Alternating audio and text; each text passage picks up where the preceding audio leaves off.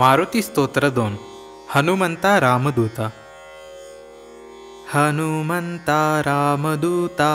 वायुपुत्रा महाबला, ब्रह्मचारी कपीनाथा विश्वंभरा जगत्पते, कामांतका दानवारी शोकहारी दयानिधे,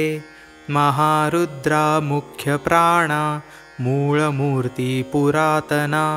वज्रदेही सौख्यकारी भीमरूपा प्रभंजना, पंचभूता मूलमाया तूची करता समस्तही, स्थितरूपे तूची विष्णु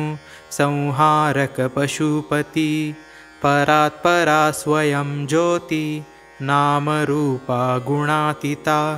सांगता वर्णिता येना वेदशास्त्रा पडे ठका, शेषतो क्षीणला भारी नेति नेति पराश्रुती,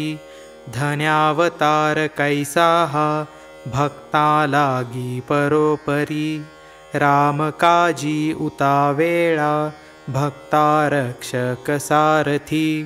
वारितो दुर्घटे मोठी संकटी धावतो त्वरे, दयाळ हा पूर्णदाता नाम घेताच पावतो, धीरवीर कपी मोठा मागे नव्हेची सर्वथा,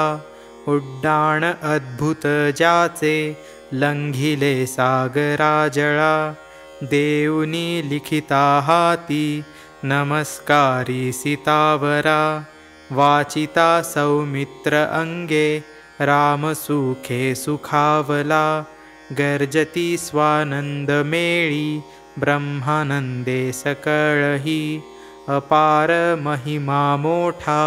ब्रह्मांदी कासिना कळे, अद्भुत पुच्छते कैसे भोवंडी नभ पोकळी, फाकडे तेजते भारी झाकिले सूर्यमंडळा, देखता रूप पैजाचे उड्डाण अद्भुत शोभले, ध्वजात ऊर्ध्वतो बाहू वामहस्त कटीवरी, कसिली हेमकासोदी घंटा किंकिणी भोवत्या, मेखळे जडली मुक्ते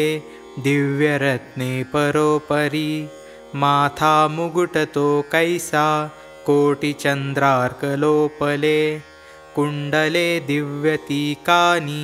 मुक्तामाला विराजते, केशर रेखिले भाळी मुख सुहास्य चांगले, मुद्रिका शोभती बोटी कंकणे करमंडित, चरणी वाजती अंदू पदी तोडर गर्जती,